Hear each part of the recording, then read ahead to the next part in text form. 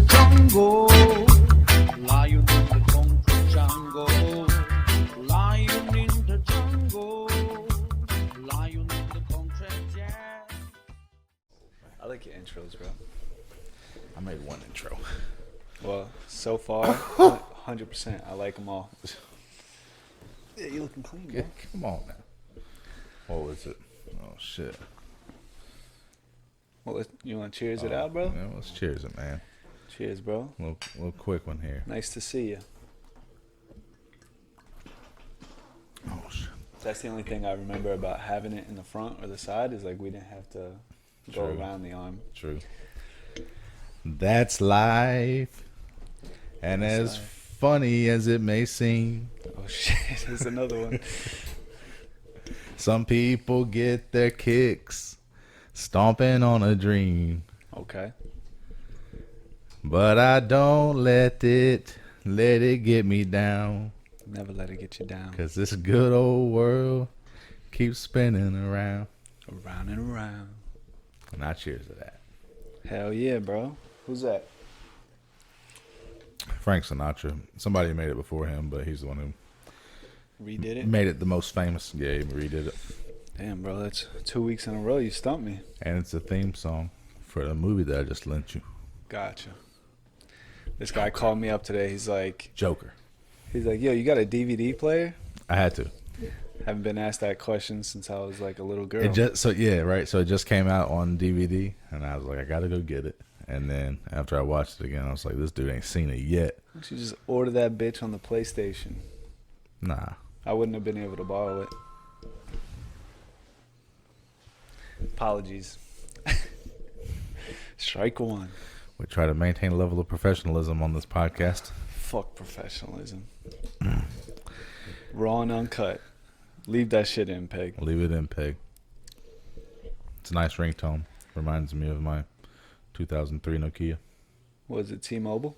No. You guys just had a fucking T-Mobile ringtone? Yeah, I jacked that shit. Nice. Yeah, I just got that new Note. Yep. Ballin'. It's just like I already had my old phone paid off, so My dude's got a 4K camera now on his phone, and I've pretty dope, seen bro. he has not put it down yet. Just stopped taking selfies. Actually, right before I pressed record, it's the first time. It's a dope phone, though. I've got to say, I'm a Apple. who drinks a coffee mug like this? Apple man myself. Yeah. I don't know. A psychopath. You ever had a Samsung Yeah, one time. before the iPhone? Yeah, I like the customization of the Androids better. There's a lot more to it. Like all of these iPhones are the same recycled look Yeah. and feel year after year. But I like the functionality of Apple better. No, yeah. Once you get ingrained in a certain way, it's hard to go back. Because you like what you like, Yeah. you know? And if it ain't broke, you don't fix it. Now, if some new shit comes out and it's like giving Apple... Somebody just announced something. Oh, like one of Fidel Castro's family members now, one of the younger Castros is starting up some kind of phone company that he says he's going to compete with Apple. I'm sure he's got the fucking money to do it. That's crazy, though. I mean, I'm sure he does. Wouldn't you think that the name would taint or could taint like any potential? Like, dude, who's Yeah, going to it be? Yeah, let me go out there and buy But a also, Castro phone. is he still alive? Fidel Castro? Yeah. I don't know. I don't think so. That's. But my also, misery. like, you know, it's not like he's like some Pablo Escobar type guy. Like, yeah, he was a dictator, but I mean, Well, I'm just fun fact. Something I heard. no, yeah, that's interesting. I was listening to something about how you know how Forbes puts out like the richest people in the world, like Jeff Bezos, Bill Gates, and all that shit. Yep. And Jeff Bezos. you know those numbers are all over the place. In business, it's really hard to find how much money it is that somebody has. So those are just assets that they have that people know about. Right. True. Like there's people richer than them, like the royal family and Stuff just stashed out in the Caymans. yeah, like you know the Carnegie family, how they have assets. Rockefellers. Yeah, all that. Rothschilds. So their money isn't on the books like how the richest people in the world are, and neither is Bezos and stuff. They're not aware of all of his Everything, money and right. where he has all his investments and shit. But it's pretty weird how they come up with those with those numbers. I thought about it before. I'm sure we've all done this, like Googling such and such's net worth, such and such's net worth. Yeah. And it's like, where are they actually coming up with these figures from? Dude, it was an interview of the researchers from Forbes, and yeah, and the way they come up with it is like, it's a loose algorithm. Yeah, got you. So basically, like, we don't actually know what we're doing, and we're getting paid crazy money to make these analytics and predictions. Basically, that's the job I need. Yeah, if you guys are out there, Google. If you guys are out there, we're like, we got no listeners. Right. If Google anybody can hear us, Nurse Bass net worth. Let's see what it says.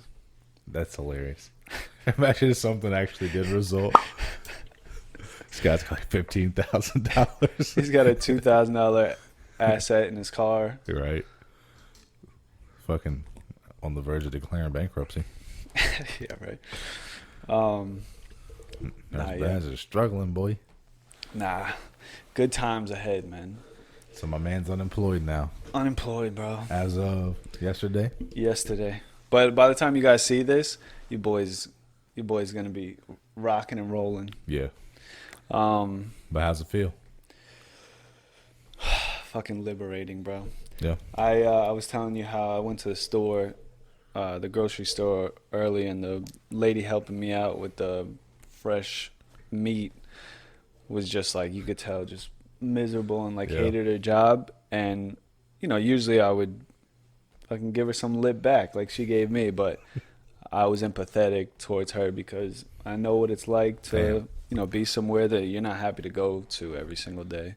You'd actually give the old woman some lip? She wasn't behind old. The deli counter? No, she wasn't old, but The if somebody's being lady? if somebody's being a smart ass to you, I'm a really nice guy in conversation, especially like small talk, like very respectful. Sure. I want that same shit back.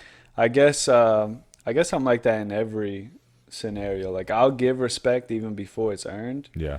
So I just expect it back, and when it's not given back, like, it's fucking annoying. Yeah. Leaves a bad taste in your mouth. Yeah, but I was able to just move on and be alright. It's like so if you were holding the door open for a feeble old lady and she didn't say thank you or acknowledge anything, would you give her a little lip? Nah. Would you give her a little something? One thing I've learned from people I look up to is respect your elders.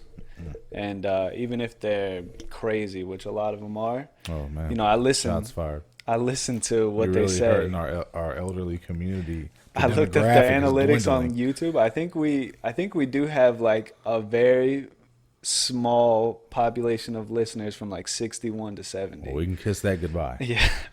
Son of a. All three of them. Man. What are they tuning in for? Bro, stop this shit, man. I'm telling you. Imagine they're trying to do what we've been talking about, stopping that cycle. Good. You never give up. That's exactly pretty dope, right, man. You're never too old, bro. You kidding me? That's pretty dope. Oh, I'm spilling my drink all on my pants. I had somebody reach out to me and tell me about how much they respect what it is we're trying to do, in the sense of stopping the cycle, just not being. It's real empowering when you take away that victim card, because a lot of people, now I've got the control. Yeah, you got to take control back into your own hands, because, you are a victim, but what are you going to do with that? Yeah. Because it's in your hands. What you going to do with it? Mm-hmm. That's so funny. What? How our message has been consistent. That's some same kind of theme that we've talked about back in May. But that's what, individually, these are the visions that we've had in life. You came up with yours in your own way. I came up with mine in my own way. Right. And, just through talking to each other throughout the years, you realize oh shit, he's kind of on the same journey that I'm on. Yeah. And I really do wonder where that culminated, man. I know. That's the ultimate question. I don't know. That was why we called it the Genesis. I believe Yeah. the first episode. It's like what's the the hanging genesis tapestry. of all of this, bro? Yeah. How you been? I've been good, bro. Been working. Been doing my weekend gig, which is actually turning out to be pretty dope. That's cool. Getting some experience. Getting back into the into that mode, that critical care mode. Fuck yeah. That's cool. Setting up the foundation for the future. Glad you made that switch. Yeah. 100%. And everything's like just working out so much better. The work-life balance is a lot better. I'm home with the family during the week. Dude, that's so important. I work my 3/12s. That's get not my bad at all, bro. And I dip out. Fuck yeah. Nah, not bad at all. That's good, bro. And now I'm about to start picking up some extra stuff. Get a little extra experience. Fuck yeah. A little extra cash. We all lost all our monetization just by those like 8 curse words I just threw out there. You know what I was thinking though? I'm thinking like we're starting all these episodes off with the song, and then like we're gonna get screwed down the road because copyright claim every episode. You could sing it, bro. Yeah, I guess so. I've just been really introspective lately. It's stuff that we've talked about, and dude, this has been a journey for me for a long time, and it'll be forever, I think. Your whole life. Yeah. But it's getting down to some nitty gritty shit that, like, you're only aware of what you're aware of. You're not aware of what you're unaware of. And I know that sounds dumb. Shane, 2020. But it's some real shit. Like, I've been going through a stressful time lately, like more specifically because of my mom going through her stuff. And, so these like things are heightened, and like unbeknownst to me is like, I'm starting to kind of revert back to some things that happened when my dad passed away. Because these fears are coming back. Same feelings are coming back. Yeah. And I'm not fully aware of it. I feel like I'm okay, like living my life. I don't feel like over emotional or too stressed out or anything like that. But something happened the other day that I noticed was a really weird thing to happen, and almost like had like a little flashback. And it's not a coincidence that it's coming right now. Right. Being faced with these things, and because in order to survive after my dad passed, by myself and with not a lot of like family around, like close family and their support, the only way I knew how to protect myself was just to like keep everybody at a distance and just do whatever it is that I had to do in order to survive and be okay. Right. And those things you think are gone, and you work through it, and in a lot of ways I have, but in some ways there's still some stuff there that sleeping under the surface. Yeah, that kind of creeps out. And I think anybody who's gone through like traumatic things, like it's there. Sure. It's there. And, there's so many people that just live their life. And, when they do have little things like I had, they don't recognize it, and you could keep going on. It's not like anything dramatic happened or anything like that, but, it's some unresolved issues. And it's just weird, bro. Like, it's really weird. Having those feelings come back. Yeah, so I don't mind talking about it too much. We could, like, we're getting deep, I guess. So I came home the other day, and I come into the room, and Montana's sleeping, and she's never usually sleeping when I get home from work, and then I got this like overwhelming feeling of like, oh shit, is she dead? Which is weird. That's not normal. And then I go to, like, it was almost like I was afraid to touch her. And then for some reason, I touched like the one part of her body. Like, of course, that's going to be stiff because like she's like leaned over, like I touch her on her thigh right there. And then I like freaked out for a second. And like I like woke her up And then, like, of course, she woke up, and, you know, I told her I was, like, a little anxious at that point, and it all comes from, you know, like, I found my dad. Yeah, like I that. mean, whenever you said that's not normal, I mean, I think that's normal for anybody who's been through what you've been through. Somebody to experience something like that naturally. Yeah, but you know, there's been times, you know, 2 years ago, 3 years ago, where she's been sleeping, and I just go in and wake her up. Yeah. So it's like, why did I feel that right then? You know, and instead of just going on throughout my day of like, well, yeah, that was weird, but whatever. You know, I'm like, why did that come now? Why did I get that overwhelming sense and everything? And, you know, if I think about it, it's because, like, you know, there's feelings present in me right now of like fear and all that stuff that happened around that time because of what my mom's going through. So in ways, maybe, like, you know, I'm kind of like putting my hand out again, you know, like in other senses, not even just that night, but like, you know, just kind of in like that survival mode of, you know, that tunnel vision, you know, where like I feel like I'm aware, like, you know, we've been having some good podcasts and shit like that.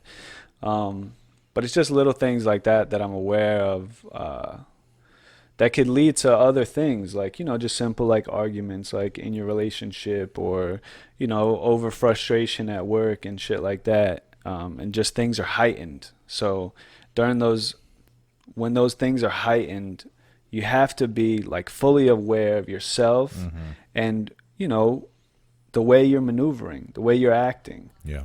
Very, very difficult. Dude, it's like, it's a crazy journey, bro. Like, it's crazy to do that. Yeah. You know, but so I caught myself, and me and Montana talked about it, and I had like you know, yesterday I had a moment where I like broke down and shit, because it's still pent up, even though I feel like, you know, I made it through that. Like, you know, I worked it out. I'm okay. I know I'm okay. But anything traumatic, bro, like that stuff is there. You know, and it comes in waves, like throughout life. Like maybe it won't ever come again until 20 years from now. True. But if I don't work towards working through it, but then that's the big thing. Like, how do you work through that? I mean, I know you can see therapists. Awareness is that first step. Sure. Seeing a professional, who could help you navigate those thoughts is a huge tool. To be able to do that. And what I think it is because I've listened to a lot of people that I look up to who have been in therapy. And you're never going to fix something. You're never going to be perfect and like be unbothered by something that has been traumatic in your life. Right.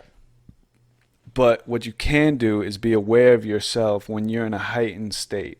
So you don't project those feelings onto things that have nothing to do with it. True. Yeah. That makes and sense. you know, knowing from where you come from, and, you know, all the stuff that we've ever talked about, like, I'm sure you've been in scenarios like this too. Like, you know, you just lost your parents like not long ago. Right. So I'm sure throughout your life, like, you know, no matter what, that shit was traumatic. Yeah. You know, you're a fucking big tough guy. So like, I know you're fine. It's not anything like, you know, but you get what I'm saying. Yeah, I know what you're saying. Yeah. So it's like, So during those, top, but no, yeah, and sure. me neither. If you would have asked me last week, right. But it's like, you know, when these things present yourself and you raise your awareness of like, everybody in the world just starts to project these things onto things that have nothing to do with them, and so that awareness could make you realize, like, all right, it's not this, it's not that, like, it's this, what I'm going through. So now I can make sure not to push these emotions and these things out on situations that have nothing to do with themselves.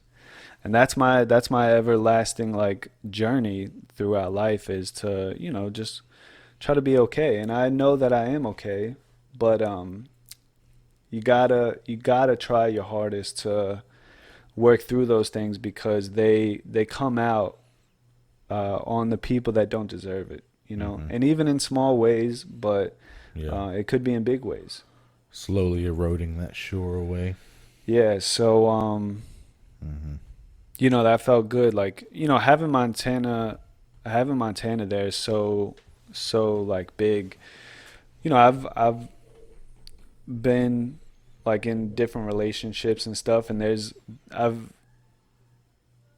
been hard for me to connect on the deepest possible level with some people who haven't gone through like rough stuff. It's because like no matter how good I explain it, like how could you understand? Right, you exactly. know? Yep. That's why we get along, like, you know, on such a deep level and shit. And me and Montana have that. So the fact that I could be vulnerable in front of her and, you know, have no shame or anything like that, and, you know, just we could work through stuff together. Makes all the difference. It's huge, bro. Invaluable.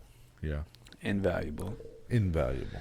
No, yeah. So that's what you know, that's just a little like update of, you know, what happened yesterday, and I'm so good, like I'm so glad I got that out. Like it made me feel so much better. Like, you know, it made her feel so much better. Like you know, it's a good thing, bro. It's good, bro. Yeah. So that's what's up, man. Just trying to navigate through this You're working toward enlightenment, my friend. Yeah. Oh. Yeah. I'm tired, bro. All right, guys. Well, I'm gonna be honest. sorry for the depressing. Nah, like energy's real, you know. Yeah, yeah, definitely. But that's cool though. I think that's an interesting kind of idea. Energy being almost tangible and being able to rub off on other people. I'm not gonna go into details, but I was talking to Monty before you got home. And her and Ashley were talking. She's talking about a friend of hers, and that I had brought up to you previously. Yeah.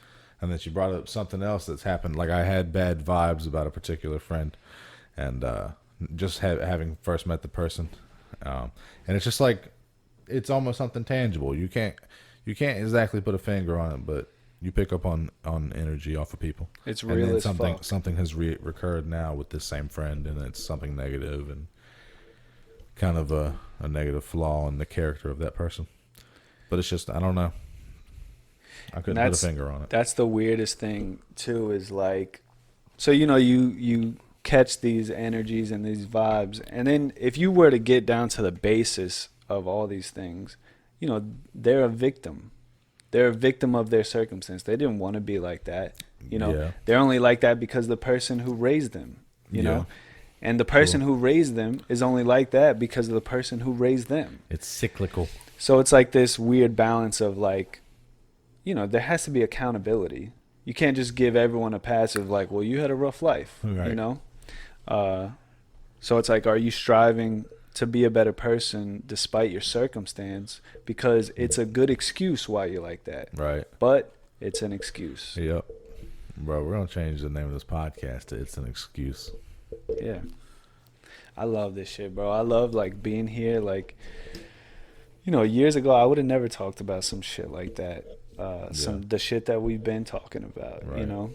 Maybe to you by ourselves, but to have the vulnerability to just throw it out there to anybody could pick it up, and right. You know, people will use it against you probably. Maybe. Like, but who cares? Yeah, fuck them. I'll do the 8 Mile shit where it used to be on TNT and they didn't show the middle finger, so it'd just be like. But Eminem would always throw it up weird with his ring finger kind of out. Yeah, yeah. It's weird. It's weird that you noticed, but it's weird that I noticed the thing. I pick up on it. I brought it up to somebody at work, and he remembered that same shit, how they would blur it out so much you couldn't see the finger. And I'm like, it's weird that everybody noticed this thing about Eminem's. That's how poorly done it was. The devil's in the What details. do you call him? Like, is it Eminem? Is it Marshall Mathers? Is it Slim Shady? Slim Shady's gone, right? No, I don't know. I'll call him Marshall. Tonight, Slim Shady's Rockabye Baby. But he came back. He came back with a vengeance. This is dope, man. I'm excited for what 2020 holds. What's like some forms of entertainment that you've been getting into? That I've been getting into? Yeah, like what's your go-to? I know you play video games. Yeah, but I haven't even been doing video games that much. So nothing. I've been working, man. I've been focused. Fuck yeah. Pretty much, but I haven't had much time. But usually it's video games or movies. I like cinema. What That's life. any specific type of movies? Yeah, I like more serious movies, like dramas, shit based on real life. Yeah. Just where people, what I really like about it is I like the art of, it, and almost in my mind, it's more like a competitive nature. Like whenever those dramas, I feel like produce the best kind of acting, the most kind of realism to see people portray characters and situations and to see true emotions come out. Like, dude, that looks real as fuck. Like that, that's the kind of stuff I've been liking. It's interesting that you say that. Character You know what studies. I've noticed about myself is like I seek real. I seek real? I seek like the vulnerability and realness, like in in my everyday life, but also throughout like my entertainment that I like to watch. Like I don't like fakeness of something. I seek that. I seek that in people. Right. I seek it in my entertainment. And if I've been like wondering why, and I think about for me, and you're probably similar in some ways, is like growing up in an alcoholic family, things are hidden. Yeah. Things are hidden. So your journey as a kid is to try to seek the truth of like what's really going on. Yeah, you're always being lied to. Everything's always swept under the rug. I don't think it's a coincidence that me and you seek that in people, in what we listen to. Because there's a lot of people interested in different stuff like fantasy, and there's a billion things out there. But I've noticed in myself that that's what I seek more than anything. I hate small talk. Between people. Like I want to know what you're going through. Like I think that's where it comes from, is like my whole life it's like everything was like, well, let's protect them by hiding. That's a pretty interesting observation. I can certainly see that 100%. Yeah, it was the same way in my household. Yeah, and I just think that's why we seek that, is like because we never had that. Some shit my parents used to do. This used to eat me up. Let's hear it. They would all the time they would do it. I'm like 8, 9 years old, maybe even younger than that, aware enough, maybe 5 or 6. Always whispering underneath their breath to each other, always arguing under their breath to each other. Some shit like I'm unaware and like I'm not seeing what's happening. And that's actually something, food for thought for me to think about moving forward. I want you to. Not that me and Ashley hardly ever argue, which is wonderful. But yeah. And it's like, and everything was always hush hush, and then like that's not even getting into addictions. Yeah. But yeah, no, that's an interesting observation. So yeah, we're always seeking truth, or at least seeking something genuine. Exactly. Something genuine.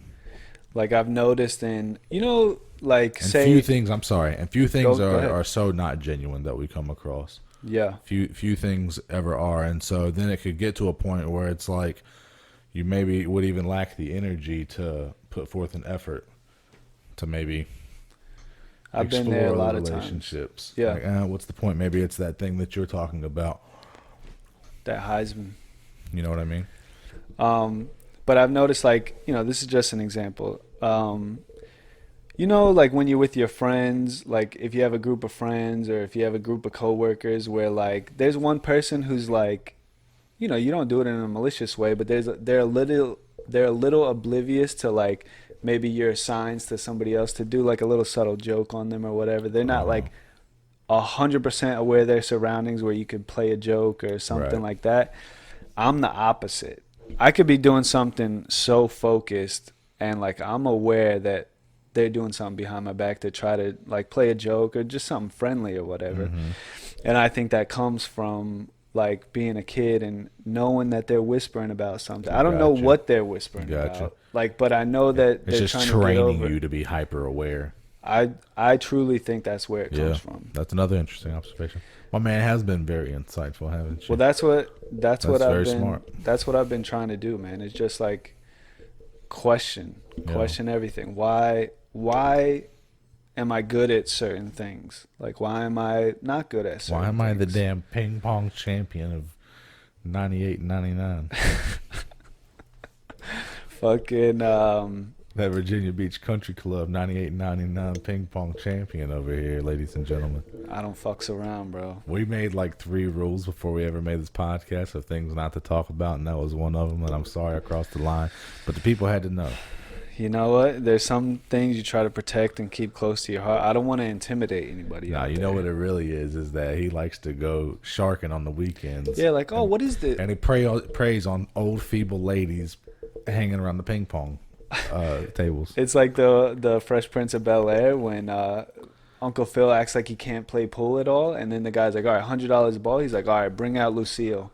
And Jeffrey brings out like his own custom pool stick. Yeah, like his own custom pool stick, and he just like he's hitting all these crazy ass shots. Uncle Phil? Yeah. That's so funny. I watched Will Smith a lot of those, but lost all his money gambling and shit. Bring out Lucille. I think that was the name. But I hope that's the name because that's a brilliant name. I'm pretty sure that is. So yeah, man, that's the theme, it seems, of this podcast is like question shit, man.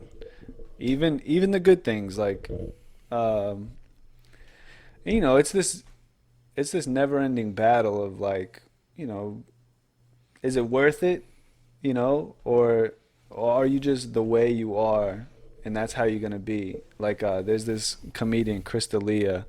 You know, he comes from a really good family. Most comedians are like damaged, you know, but not all of them. But he's somebody who comes from like a good family that always supported him, like gave him, you know, told him he was going to be this great person, supported him in everything that he went through. And he's, you know, very confident in who he is. And, right. You know, he doesn't have like things of, oh, should I say that? Should I not say that? And he has this quote that's, I think, really important too. He's like, sometimes you just got to shake hands with who you are. And so I think you know, like we talk about with everything, is there's this balance of like, yeah, question, you know, your past and why you are the way you are and why you have these certain flaws, but you'll never be perfect. Right. You know, so sometimes you have to shake hands with who you are and, you know, come to terms with it. Yeah. And, you know, accept those things, you know? True. I like that quote. Yeah, me too. That's a pretty dope quote. Dude, you're going to love this movie.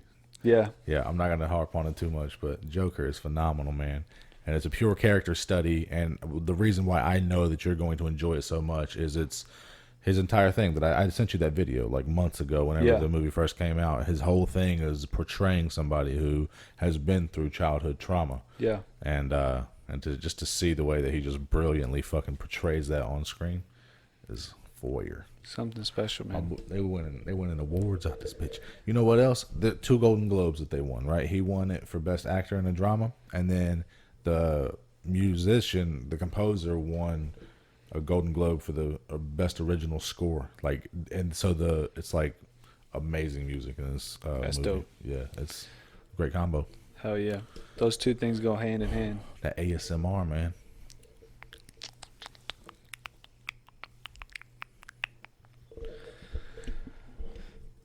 But yeah, bro, fucking. So I guess the this or that segment is taking a little hiatus, but it'll be back. Maybe. We are ever evolving. You got any recommendations or some shit you want to hear? A little back and forth. Keep that shit to yourself. Send it in, bro. No. I know exactly what I'm doing over here. Okay. Right. Masterfully orchestrating and composing a podcast that's gonna hit on every level and note. All right. So if you keep it to yourself. All right. You listen to any podcasts? Keep it to yourself. What about Nah, man, I've been working, bro. That's all I've been doing. You never on YouTube? Nah. Really? I mean, a little bit. Yeah. A little bit. Like I haven't even putting shit out on my own channel. Not in too long. Like a week or 2 ago. 3 weeks. Yeah, and I'm counting. That's right. Yeah. It's always in the back of my mind. It's like I got a responsibility. Hell yeah. And I'm about to take a whole different direction, man, and I'm actually kind of excited about it. Like, because I have put out so little content over the last couple of years after dealing with the loss of my parents and losing motivation and this, that, and the other, it's like now I want to take a different direction, something that I've been wanting to do for like literally 2 years now, is like go purely educational. Like just start dropping a shitload of educational material. That's the world that I'm in now. I'm fully immersed in like as intricate of the thought processes as it can go within nursing, dealing with the critically ill patient. So I'm already going to be in the educational realm. I want to start just fully go all in. That's cool, man. Making educational content. It's the stuff that's led to great opportunities also on my channel. Yeah, that's been your the biggest scenes. videos. And with the future of this company that you and I have spoke about, they're changing up here this year. Just going to lead to better opportunities down the road. Yeah, when we gonna start that Stop the Ship LLC? Yeah, I don't know. We could. I started an LLC. I told you about that, didn't I? Yeah. Just a couple years ago. Haven't done anything with it, but nonetheless, it's an interesting process. Yeah, it's gonna be real interesting, like where things go these next couple years. I'm real excited, bro. It's gonna be a lot, man. It's like me and you were talking before the podcast, like, you know, we couldn't have drew it out like this good. Like, true. You know, like we're down here doing something that, you know, is so much fun doing, like this podcast. You know, we got the ladies, Lil B downstairs, like hanging out, having a good time. You know, getting together, doing like some family shit, like hanging out. It's really cool, man. I know, it's special. This is something that we'll cherish down the road, man. Fuck yeah.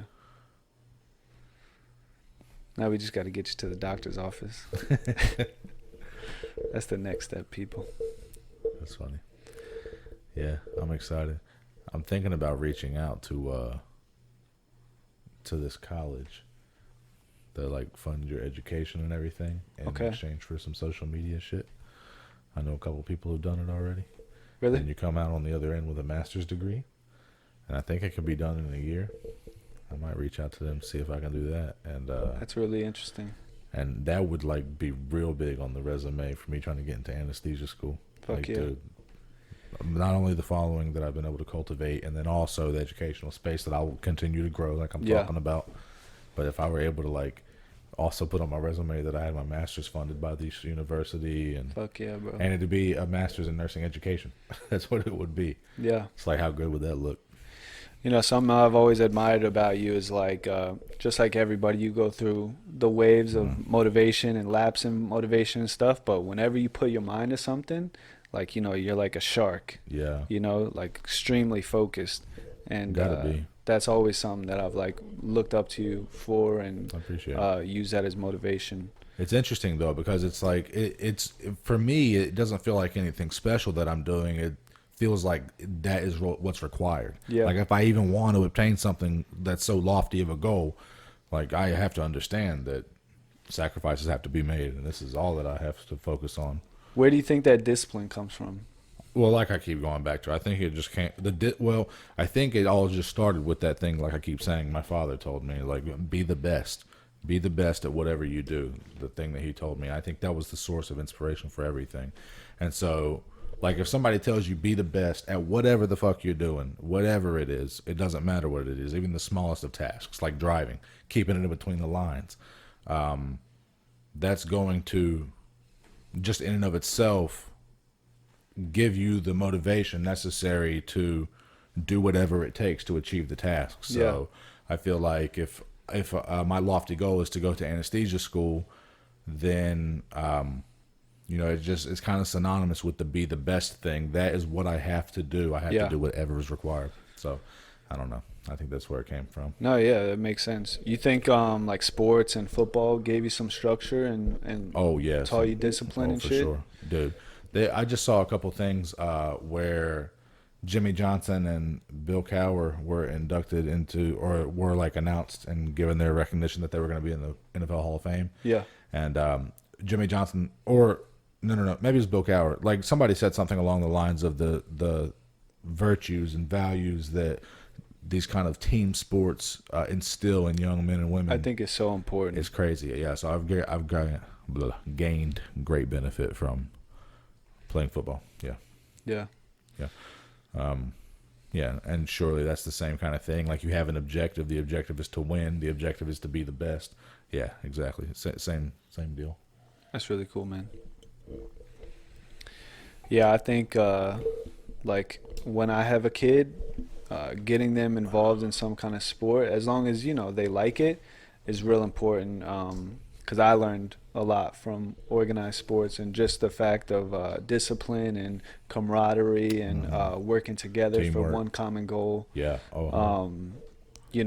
It's so powerful. The values that set you up in life. And that's like the basis of it. I think like that's high school sports are important, but like not like extremely important. Yeah. I think it's more of like teaching these things. I think that's why it's implemented. I just had a thought, man, and it made me think. So you're talking about being introspective, right? And thinking about like the genesis or the origin of why you are the way you are in certain aspects. And I was thinking about football and playing in the team sport, and kind of a thought came in my mind, like, where did this aspect of my character come from where I kind of want to assume a leadership role? I want to be a leader in some sort or mentor to others in some fashion. And I thought about a time whenever I was like a sophomore in our locker room before a football game. And there was like one person who, and I think this was when I moved up, this was like playoff time. And the guy who would always, it was like the same guy who would always do the prayer before the game. Yeah. He wasn't there. I don't know what happened. I can't remember. But I just like took it upon myself, and I wanted to say the team prayer.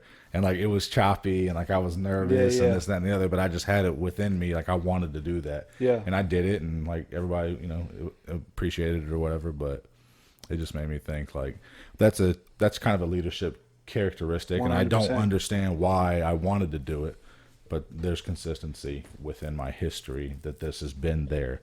And so where's the origination of that? You got to keep thinking. It's interesting because it's an important quality. It's one that's really helped propel me to success in life. And those moments are the building blocks because you weren't that full leader as a sophomore or anything like that. Like, right. But those moments of like, should I do it? Should I not? Mm-hmm. Like, and then you did it. Right. Those are the building blocks to who you are today. Yeah, true. So yeah, keep going on that. It's interesting. Fuck yeah, bro. I don't know. And I challenge, anybody listening right now to start to do the same thing. It'll only help. Yeah. You only take benefit from it. Understand who you are, why you are, and then shake hands. What is it? Shake hands with yourself. Yeah. Shout out to Mr. D'Elia. D'Elia, bro. Yeah. So I'm in a much better headspace entering into this new year. And I'm excited to see what 2020 brings, man. I'm moving onward and upward. And ladies and gentlemen, I'd love it if you were along the ride with me. It's always a pleasure being with you and being with you. Guys, until next episode, go fuck yourselves. Peace.